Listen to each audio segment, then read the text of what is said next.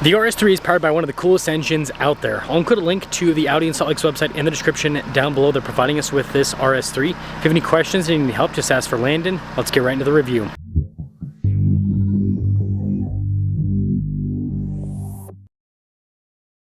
This week's giveaway highlight is a Camaro Z28 and an LS6 Chevelle. Use code BHC or click the link in the description down below or in the pinned comment. Any donation, $25 or more, will give you 4x bonus entries into the giveaway. Powering this is a 2.5 liter 5-cylinder that goes through a 7-speed. It's pretty economical, 20 around town, 29 on the highway, with power outputs being 394 horsepower and 369 pound-feet of torque. If you're able to, I'd really appreciate it if you'd subscribe. It really helps make these reviews possible. Now this one's white, which is probably the blandest color you can get on an RS3.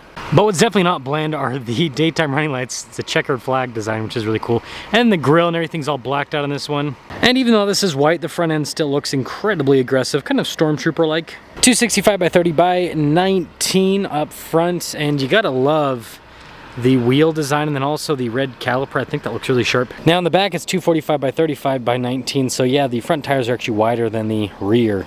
Now here's the side profile of the RS3. We only get the sedan, but it's a cool sedan. And now when it comes to key fob features, you got the RS logo on the front face. We have our lock, unlock, and then the opening for the trunk, Audi logo at the bottom. It's actually 12 volt in the trunk. Now this is a compact car, so you're not gonna have a crazy amount of space in the back, but it is still very much so usable as a daily. And we'll just plop that down. Gotta love the low profile spoiler there, and then I love the taillight design here too, very intricate. And of course you got giant exhaust tip covers. It's kind of the Audi RS thing to do.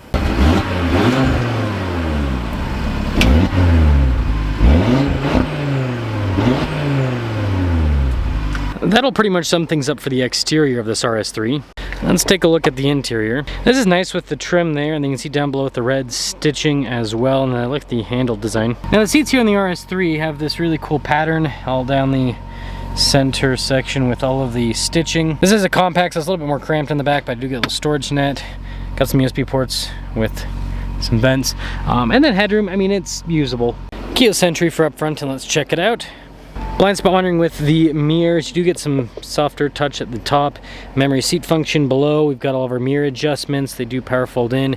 Got that kind of like suede trim with cool pattern on it. I guess I should have said Alcantara, but anyways, look at these front seats. Very aggressive with the bucket designs, power adjustable as well. Light controls are always kind of funky on the VW product, right? Anywho, you've got the Audi logo front and center. I like this. This is fun. That is definitely cool. But anyways, yeah, you've got nice Alcantara around the steering wheel, paddles on the back, practical controls on the front face. Here's a look at the gauge cluster. It is digital. You can change the information that's displayed depending on what you're looking for. You know, it's just Audi's virtual cockpit. We actually have a 360 camera system with this. I mean, it's not necessary for such a little itty-bitty car, but it is still a nice feature to have. And the infotainment system is pretty responsive with the whole screen setup. And while we're on the topic of tech, we do have a heads-up display. The dash has more like soft touch trim. There's a little bit of red on the vents. Plenty of physical controls for stuff like the heated seats, also for the climate. You got your little drive mode select here, stability, parking assist. You've got some USB ports here, phone charging pad. It looks like a little volume slider. That's interesting. That's the transmission select. Parking brake with a 12 volts. Got some cup holders here. Console's a little bit smaller, but more red stitching is what you need. And then we do have a sunroof up top. 2026 RS3. This one's got a little bit added to it, but yeah, 69,335. Let's see how this RS3 performs.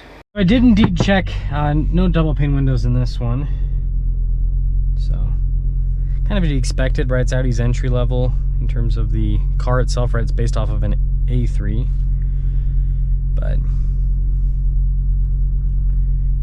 it's not necessary anyways.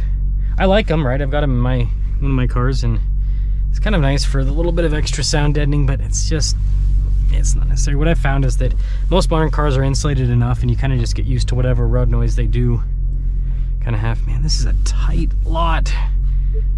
And the RS3, even though it's a small car, that's all-wheel drive system, it kind of has not the greatest turning radius. And one of the few cars that has wider front than rear tires, but well, when you have kind of like a front wheel based drive system, even though it's all-wheel drive, then yeah, it's gonna be the case. Man, this is kind of, oh, I'm in dynamic mode. I was like, wait a second, feels kind of lurchy. Let's pop it into, let's do auto. Okay, there we go. Now it's, the thing with the Audis is they actually have a difference with the drive modes, like the dynamic versus the regular. There's actually a difference.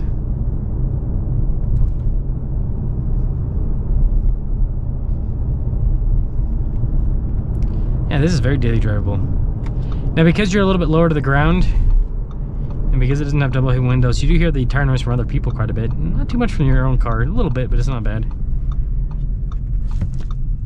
Yeah, see, this 7-speed's great in the normal setting. It's just kind of doing automatic transmission stuff. And the 5-cylinder is really cool. Just kind of goes along. Pop it back into dynamic. Sounds good. Yeah, those are aggressive downshifts, if I've ever heard them.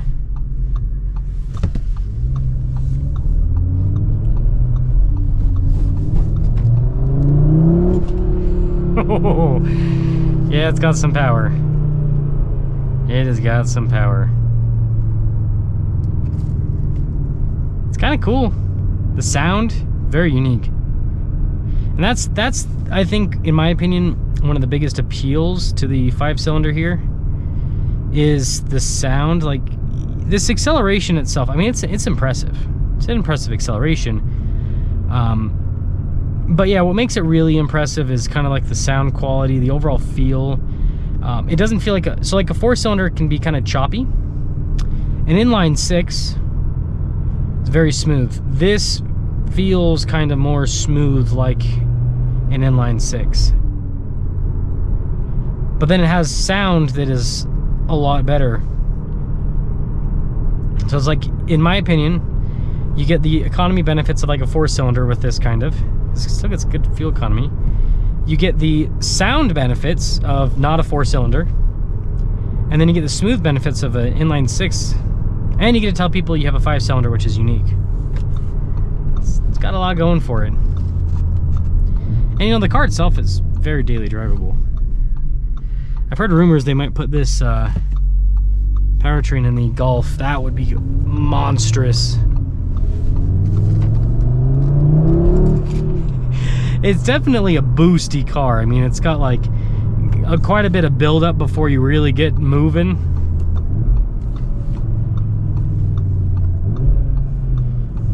But that's kind of the part of the thrill, I think, is that it feels so boosted. We should be good here. Yeah, that's fun. Okay, so yeah, RS3.